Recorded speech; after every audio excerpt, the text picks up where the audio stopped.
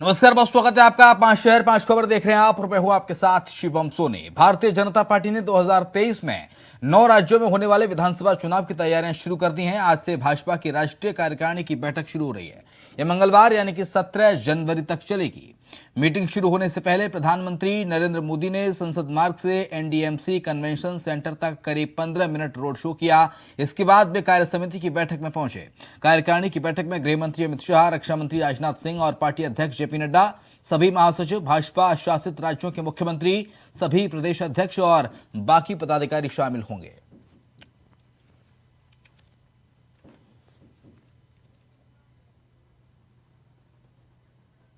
तो प्रियम पाठक ज्यादा जानकारी के लिए हमारे साथ हमारे संवाददाता इस वक्त जुड़ गए हैं। बीजेपी राष्ट्रीय कार्य समिति की बैठक शुरू हो गई है। प्रियम, फिलहाल क्या जानकारी? मुख्यमंत्री योगी आदित्यनाथ भी पहुंचे हैं। बिल्कुल, देखिए 2 दिवसीय दौरे पर मुख्यमंत्री योगी आदित्यनाथ भी दिल्ली पहुंचे हुए हैं और राष्ट्रीय कार्यकारिणी बैठक में वो हिस्सा लेंगे। आने वाले इस साल में 11 राज्यों में विधानसभा के चुनाव होने हैं और उसके अलावा अगले साल लोकसभा का चुनाव होना है। तो ऐसे में कई मायनों में ये बैठक जो है वो अहम है और उसमें माना जा रहा है कि कई अहम फैसले लिए जाएंगे। 3 विशेष तौर पर मुद्दे हैं जिन पर लेकर इस बैठक के अंदर जो है वो मंथन होना है, जिसमें आर्थिक मुद्दों को लेकर, अंतर्राष्ट्रीय मुद्दों को लेकर और राजनीतिक मुद्दों को लेकर इस बैठक में चर्चा होगी। पार्टी के क्या कुछ एजेंडे रहेंगे, किस तरीके की रणनीति रहेगी, कौन से ऐसे मुद्दे हैं जिनको पुरजोर तरीके से पार्टी को उठाना है, किस सेट पैटर्न के साथ में जो है जनता के बीच में जाना है, किस तरीके से हर एक मतदाता तक पार्टी की पहुंच होगी, सरकार की जो उपलब्धियां रही हैं, सरकार के जो कार्य रहे उनको किस तरीके से जनता तक पहुंचाना है। इन सभी चीजों को लेकर इस बैठक में मंथन किया जा रहा है। इस बैठक में शामिल होने के लिए खुद आज प्रधानमंत्री नरेंद्र मोदी भी जो है वो इस बैठक में शामिल हुए। इसके अलावा सभी राष्ट्रीय स्तर के जो नेता हैं वो इस बैठक में शामिल हुए। राजनाथ सिंह, अमित शाह, पार्टी के राष्ट्रीय अध्यक्ष जेपी नड्डा, राष्ट्रीय संगठन महामंत्री बीएल संतोष, इसके अलावा जो भाजपा शासित जितने भी राज्य हैं उनके जो मुख्यमंत्री हैं, उप मुख्यमंत्री हैं, वो इस बैठक में शामिल होने के लिए पहुंचे हैं और उसमें साफ तौर पर इस बात को लेकर तैयारी की जा रही है, मंथन हो रहा है कि आने वाले समय में जो चुनाव होंगे उस पर पार्टी किस तरीके से अपना प्रदर्शन करेगी, किस राज्य में क्या कुछ समीकरण रहेंगे। उन सब में सबसे अहम जो है वो है अगले साल होने वाला लोकसभा का चुनाव। उसको लेकर पार्टी किस तरीके से तैयारी कर रही है। अभी 14 सीटों पर 2017 में, माफ कीजिएगा, 2019 में हारी थी बीजेपी, उन 14 सीटों पर ज्यादा फोकस किया जा रहा है और 20 जनवरी को रोड शो भी कर रहे हैं। गाजीपुर से शंकरनाथ का आगाज हो रहा है, शंकरनाथ हो रहा है लोकसभा चुनाव का। जेपी नड्डा रोड शो के दौरा करेंगे। बिल्कुल शिवम, देखिए 2019 के वो सीटें जो भारतीय जनता पार्टी उत्तर प्रदेश में नहीं जीत पाई थी, क्योंकि उत्तर प्रदेश देखिए सबसे अहम है। 80 लोकसभा की सीटें हैं यहाँ पर और काफी हद तक अहम निर्णायक भूमिका जो है वो उत्तर प्रदेश निभाता है और इसलिए कहते हैं कि दिल्ली का रास्ता जो है वो उत्तर प्रदेश होकर जाता है। तो ऐसे में वो सीटें जो 2019 में भारतीय जनता पार्टी नहीं जीत पाई थी, उनमें हार की क्या वजह रही थी, उन सभी चीजों की समीक्षा की गई है और इस बार उस पर किस तरीके से काम करना है, इन सभी चीजों को लेकर इस बैठक में चर्चा की गई और अभी आगे जो बैठक के अलग अलग सेशंस होंगे उसमें इसको लेकर चर्चा की जाएगी। और इसके अलावा वो सीटें विशेष तौर पर जिनको 2017 में भी लूज किया था, माफी 2014 में भी हारे थे और 2019 में भी उन सीटों पर जीत नहीं हो पाई, तो ऐसी क्या गलतियां रही थी, उन गलतियों को सुधारना है और वहां पर क्या नए जो है वो प्रयास किए जा सकते हैं, क्या नए प्रयोग किए जा सकते हैं, उन सभी चीजों को लेकर इन सीटों में मंथन होगा। और खाली उत्तर प्रदेश की ही वो सीटें नहीं जिन सीटों को भारतीय जनता पार्टी 2019 और 14 में नहीं जीत पाई थी, अन्य राज्यों की भी वो बड़ी संख्या सीटों की जो नहीं जीत पाई, उन सभी को लेकर मंथन होगा और उस पर नए सिरे से प्रयास करना है। तो लक्ष्य रखा गया है कि 2019 में जिस तरीके से जितनी सीटें भारतीय जनता पार्टी जीत पाई थी उनको वापस जीतना है और जो उन पर नहीं जीत पाई थी उन पर हार के कारणों का पता लगाकर उनको दूर करना है। सर्वे रिपोर्ट्स क्या कुछ कहती हैं, वहां के समीकरण क्या कुछ कहते हैं और मौजूदा वक्त में वहां पर क्या कुछ परिवर्तन करने की आवश्यकता है, इन सभी चीजों को लेकर इस बैठक में माना जा रहा है चर्चा हो सकती है। और इसके अलावा सबसे अहम, चूंकि भारतीय जनता पार्टी के जो राष्ट्रीय अध्यक्ष हैं जेपी नड्डा, उनका कार्यकाल भी इसी महीने समाप्त हो रहा है, तो माना जा रहा है कि इस बैठक में उनके इस कार्यकाल को भी विस्तार दिया जा सकता है, तो इसको लेकर भी इस बैठक में चर्चा होगी और इसकी घोषणा की जा सकती है। तो इसलिए माना जा रहा है कई मायनों में जो ये बैठक है वो अहम है 2024 के लिहाज से भी, चूंकि वो लोकसभा का चुनाव होना है और उससे पहले जो 9 राज्यों के विधानसभा के चुनाव होने हैं उन लिहाज से भी ये बैठक काफी महत्वपूर्ण मानी जा रही है। बहुत शुक्रिया आपका प्रेम, तो हम सारी जानकारी को साझा करने के लिए अगली खबर का रुख कर लेते हैं। सुप्रीम कोर्ट ने जोशीमठ मामले पर शंकराचार्य अविमुक्तेश्वरानंद की याचिका को सुनने से इनकार कर दिया है। सुप्रीम कोर्ट ने सोमवार को याचिकाकर्ता से कहा कि उत्तराखंड हाईकोर्ट में अपनी अपनी बात रखें। सुनवाई के दौरान उत्तराखंड सरकार ने सुप्रीम कोर्ट को बताया कि हाई कोर्ट मामले को सुन रहा है। सुप्रीम कोर्ट ने कहा कि हाई कोर्ट पहले से इस मामले पर सुनवाई कर रहा है, याचिकाकर्ता को वहीं अपनी बात रखनी चाहिए। स्वामी अभिमुक्तेश्वरानंद ने जमीन धंसने से प्रभावित हो रहे जोशीमठ के लोगों के पुनर्वास और उनकी संपत्ति का बीमा कराए जाने की मांग सुप्रीम कोर्ट से की गई थी। जोशीमठ पर सुनवाई से हालांकि सुप्रीम कोर्ट ने इनकार एक बार फिर से कर दिया है।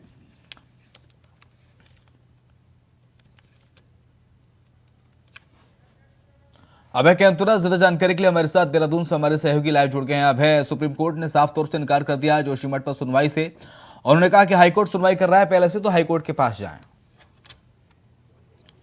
जी बिल्कुल, ये कहा जा सकता है कि शंकराचार्य मठ के जो शंकराचार्य थे, जिनकी याचिका पर आज सुप्रीम कोर्ट में सुनवाई होनी थी, उस पर सुप्रीम कोर्ट की तरफ से बड़ा निर्णय यहाँ पर दिया गया। सुप्रीम कोर्ट ने फिर से याचिकाकर्ता को कहा है कि वो राज्य हाईकोर्ट की तरफ अपना रुख कर सकते हैं, क्योंकि राज्य हाईकोर्ट में पूर्व में ही इस मामले की सुनवाई चल रही है। तो ऐसे में क्यों ना उनकी तरफ से हाईकोर्ट में इस मामले को दाखिल किया जाए, ताकि हाईकोर्ट उस मामले पर सरकार को निर्देशित करे, उस मामले की सुनवाई अपनी यहाँ पर करे। क्योंकि राज्य सरकार की तरफ से पूर्व में ही अपना आदेश यहाँ पर दिया, एक शपथ पत्र यहाँ पर दिया गया था, जिसमें कहा गया था कि हाईकोर्ट में पहले से ही इन मामलों को सुना जा रहा है। राज्य सरकार हाईकोर्ट के निर्देशों का पालन भी यहाँ पर कर रही है और जिन सवालों के जवाब हाईकोर्ट चाहता है, उन सवालों के जवाब राज्य सरकार की तरफ से दिए भी जा रहे हैं। ऐसे में जोशीमठ आपदा को लेकर जो मांग याचिकाकर्ता ने की है, उस पर भी उन्हें ये कह सकते हैं कि हाईकोर्ट की तरफ जाना चाहिए था। तो सुप्रीम कोर्ट ने अब कहा, क्योंकि शंकराचार्य की तरफ से अपनी याचिका में कहा गया था कि जोशीमठ आपदा को राष्ट्रीय आपदा घोषित करना चाहिए। इस आपदा में जो प्रभावित जो लोग हैं, जोशीमठ के जो लोग हैं, जिनकी संपत्ति भू धसाव के कारण क्षतिग्रस्त हो रही है, उस संपत्ति का बीमा वहां पर होना चाहिए। उन्होंने इन सब चीज़ों की मांग सुप्रीम कोर्ट में की थी और मांग की थी कि केंद्र सरकार और राज्य सरकार इस पर उचित कार्रवाई यहाँ पर करे। तो सुप्रीम कोर्ट ने सुनवाई करते हुए उन्हें हाईकोर्ट जाने के लिए कहा और अब देखना यह होगा कि याचिकाकर्ता किस प्रकार से हाईकोर्ट जाने का रुख करेंगे और हाईकोर्ट में क्या कुछ उनकी तरफ से मांग की जाती है। लेकिन इतना जरूर कहा जा सकता है कि जोशीमठ आपदा पर जिस प्रकार से अभी तक का रुख सरकार का देखने को मिला है, वो रुख आपदा प्रभावित लोगों के लिए संतोषजनक कहा जा सकता है, क्योंकि प्रभावितों के लिए हर उस कदम को उठाने का काम सरकार और प्रशासन की तरफ से किया जा रहा है, जो उनको इस आपदा में राहत प्रदान कर सकता है। उनके जो राहत बचाव काम है वो लगातार तेजी से वहां पर किया जा रहा है। जो घर ज़्यादा से ज़्यादा डैमेज हो चुके हैं या जिन घरों में दरारें लगभग रोजाना बढ़ने का काम वहां पर करें। हाईकोर्ट में जो याचिका लगाई गई है, अभय, हाईकोर्ट में याचिका लगाई गई है उत्तराखंड में, तो वो किस बात को लेकर याचिका लगाई गई है और क्या सुनवाई है उस पर, अब तक का अपडेट फिलहाल क्या है? टिपिकल है, ये कह सकते हैं कि हाईकोर्ट ने इस मामले का जब संज्ञान यहाँ पर लिया था तो उन्होंने कहा था कि राज्य सरकार को अपना जवाब यहाँ पर दाखिल करना चाहिए कि क्या कुछ उनकी तरफ से कार्रवाई इस जोशीमठ आपदा में की जा रही है प्रभावितों के लिए। क्योंकि ये कह बहुत शुक्रिया आपका तमाम सारी जानकारी को साझा करने के लिए। अगली खबर का रुख कर लेते हैं। खबर दिल्ली से है, जहां पर उपराज्यपाल के खिलाफ आम आदमी पार्टी के विधायक सड़कों पर उतर आए हैं। विधायकों ने उपराज्यपाल आवास तक पैदल मार्च किया। इस मार्च में मुख्यमंत्री अरविंद केजरीवाल, डिप्टी सीएम मनीष सिसोदिया भी शामिल हुए। इस मौके पर सीएम केजरीवाल ने कहा कि सुप्रीम कोर्ट ने कहा है कि उपराज्यपाल फैसला लेने के लिए स्वतंत्र नहीं है, लेकिन इसके बावजूद भी उपराज्यपाल अपनी मनमानी कर रहे हैं। वो कहते हैं कि मैं सुप्रीम कोर्ट को नहीं मानता हूं। तो दिल्ली एलजी के आवास पर आम आदमी पार्टी ने प्रदर्शन किया है। सीएम, डिप्टी सीएम भी शामिल हुए इसमें।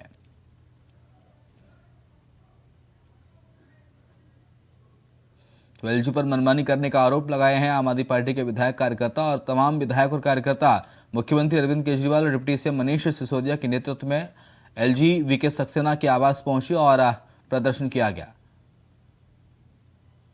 तो उन्होंने कहा, हाथों में बैनर पोस्टर लेकर एलजी साहब शिक्षकों को फिनलैंड जाने दो, ये बात अरविंद केजरीवाल ने कही। वो कहते हैं मैं सुप्रीम कोर्ट को नहीं मानता। अगर कोई लेफ्टिनेंट गवर्नर या गवर्नर इस देश का ये कहेगा मैं सुप्रीम कोर्ट को नहीं मानता, तो फिर तो इस देश के अंदर ना जनतंत्र बचेगा, ना संविधान बचेगा, कुछ नहीं बचेगा।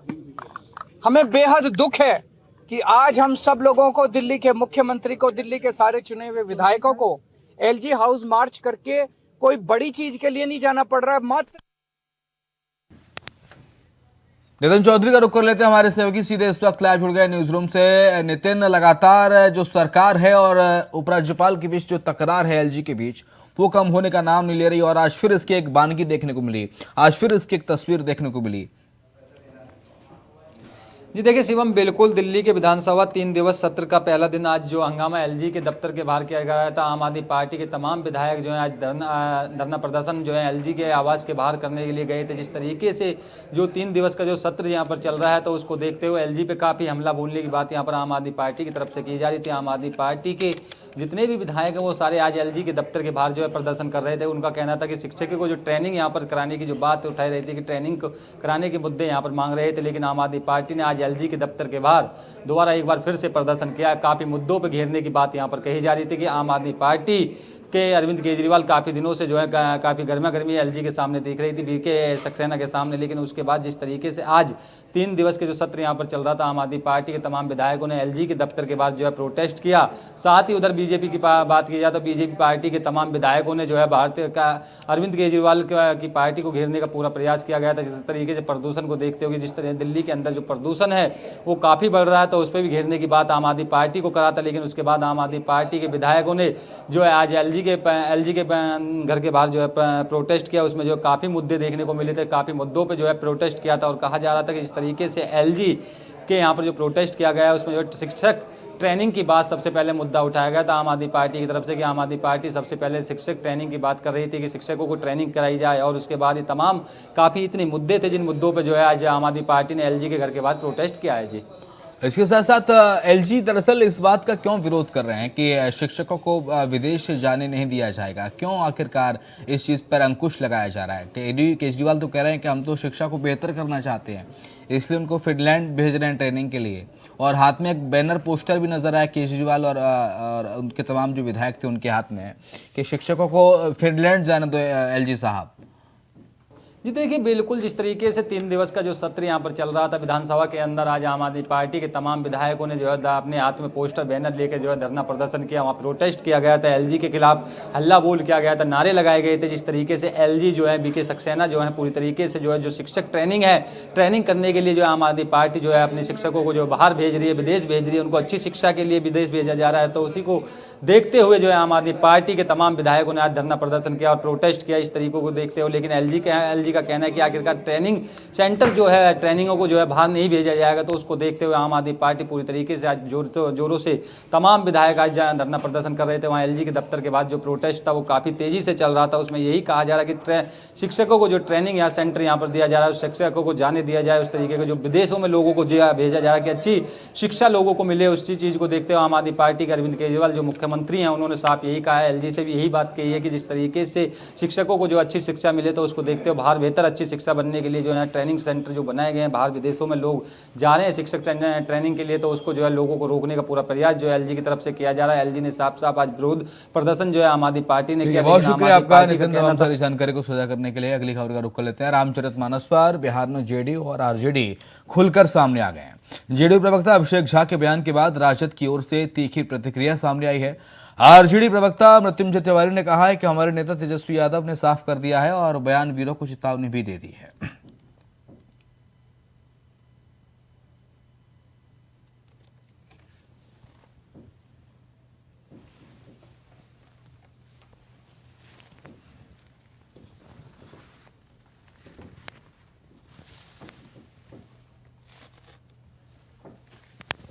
रजनी शर्मा जुड़ गई हमारे साथ, हमारी संवाददाता फोन लाइन पर। आमने सामने रजनी, आरजेडी जेडीयू रामचरितमानस को लेकर उठे शिक्षा मंत्री के बयान पर क्या जानकारी फिलहाल?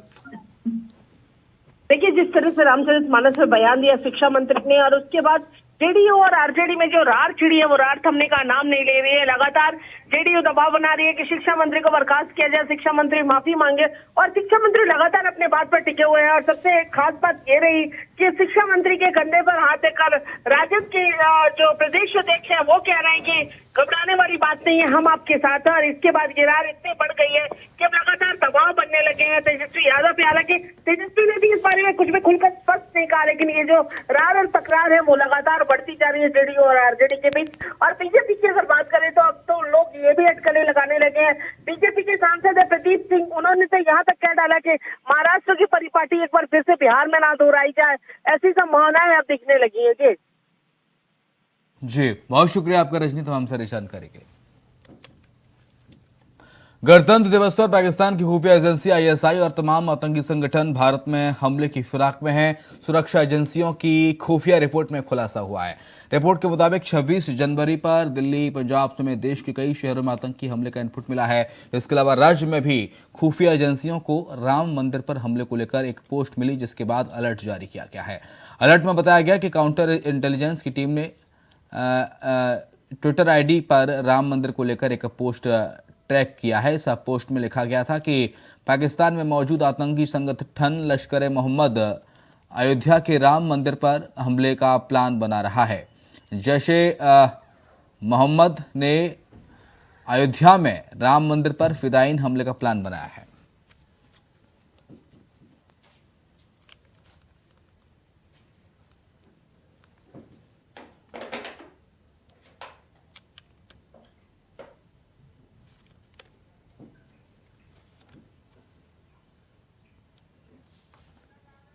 अभिनव आनंद ज्यादा जानकारी के लिए हमारे साथ हमारे संवाददाता इस वक्त जुड़ गए हैं। अभिनव, गणतंत्र दिवस पर आतंक हमले का साया, ये जानकारी आई क्योंकि आईबी की खुफिया रिपोर्ट्स में बात सामने आई है। क्या कुछ जानकारी फिलहाल और किस तरह की सुरक्षा व्यवस्था बढ़ाई गई है गणतंत्र दिवस को लेकर?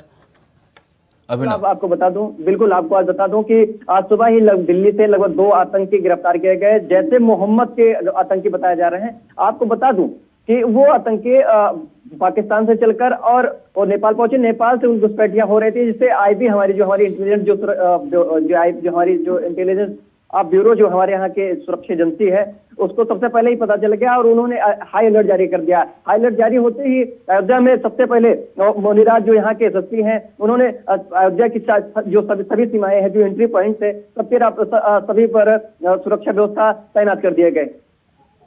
इसके साथ साथ क्या कुछ पता चल पाया है क्या? हालांकि दरअसल इसको साजिश अंजाम दिया जा रहा है कि गणतंत्र दिवस पर कोई साजिश कर सकता है, क्योंकि जैश ए मोहम्मद का वो ट्विटर अकाउंट बताया जा रहा है। ये पोस्ट कहां से किया गया था? ट्विटर पर आईडी पर राम मंदिर को लेकर भी एक पोस्ट किया गया था। पूरी खबर को लेकर क्या जानकारी फिलहाल सामने आई है?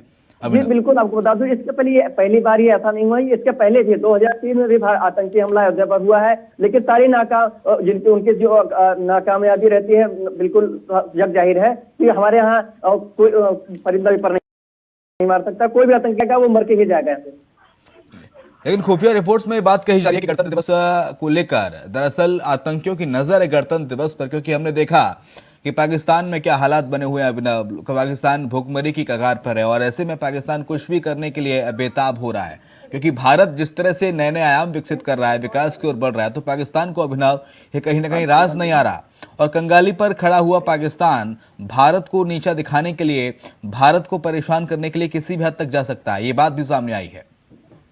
जी बिल्कुल, आपको बता दो कि पाकिस्तान जब से कोरोना काल 2020 से ही शुरू हुआ, उसके बाद से लगभग सारे देश तो कोरोना काल से प्रभावित थे। उसके बाद ये जो पाकिस्तान की बात करें तो कहीं ना कहीं पाकिस्तान भूखमरी के कगार पर आ गया है और ऐसे में कोई भी अंजाम दे सकता है, जहां पर वो इस तरह के मैसेज और जो ट्विटर या सोशल मीडिया के माध्यम से वो पोस्ट कर रहा है कि हम ये कर देंगे और राम मंदिर के लिए ट्वीट कर रहा है। तो ये सब फिलहाल सुरक्षा व्यवस्था अयोध्या में राम मंदिर बन रहा है, ऐसे में सबकी नजर निगाहें अयोध्या मंदिर की तरफ है, राम मंदिर की तरफ। 26 जनवरी पर दिल्ली, पंजाब समेत देश के कई शहरों में आतंकी हमले के इनपुट मिले हैं। तो और कौन कौन से राज्य और शहर हैं जहां पर इस तरह के हमले के इनपुट मिले हैं? अभिनव जी बिल्कुल, आपको बता दूं कि दिल्ली जैसे दिल्ली हो गया, 26 जनवरी के दिन दिल्ली हो गया। अयोध्या जैसे जो प्रभु श्री राम का भव्य दिव्य मंदिर बनकर तैयार हो रहा है, ऐसे में लगभग सभी देशों की निगाहें और यहीं पर जुड़ी हुई हैं और जिसकी वजह से ये आतंकी यहाँ पर अपना ट्वीट वगैरह सब कर रहे हैं। बहुत शुक्रिया आपका अभिनव, तमाम सारी जानकारी को साझा करने के लिए। तो दिल्ली से लेकर पंजाब तक अलर्ट जारी है और 26 जनवरी पर हमले को लेकर आतंकी संगठन लगातार इस नापाक मंसूबों को अंजाम देने में लगे हैं। लेकिन हमारे जो सुरक्षा बल हैं वो बेहद सतर्क हैं, हमारी जो इंटेलिजेंस एजेंसियां हैं वो बेहद सतर्क हैं और उनकी हर एक नापाक इरादों पर भारतीय इंटेलिजेंस एजेंसियों की नजर है। तो आईबी ने दरअसल अलर्ट जारी किया। जैश ए मोहम्मद संगठन का नाम बताया जा रहा है कि ये आतंकी गतिविधि को अंजाम दे सकता है और उसको लेकर अलर्ट भी जारी किया गया है, चाहे दिल्ली हो, चाहे पंजाब हो, चाहे अन्य शहर हिंदुस्तान के। और गणतंत्र दिवस में हालांकि कोई कमी न रह जाए सुरक्षा में, कोई चूक ना हो उसको लेकर भी पुलिस प्रशासन हो, चाहे हमारी मिलिट्री हो, सुरक्षा के जवान हो, और पैनी नज़र पैनी निगाह बनाए हुए हैं।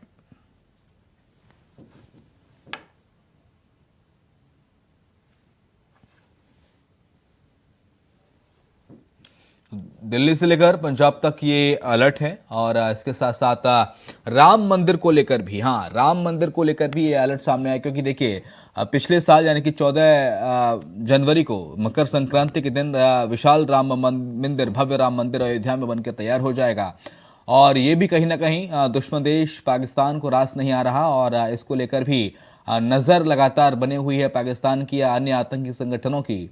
वो अपने नापाक मंसूबों को अंजाम देने की फिराक में, लेकिन बावजूद उसके हमारी सुरक्षा एजेंसियां, हमारा सुरक्षा बल उनके तमाम नापाक इरादों को समय समय पर नस्ते नाबूद करते आया है। 5 शहर 5 खबर में इतना है।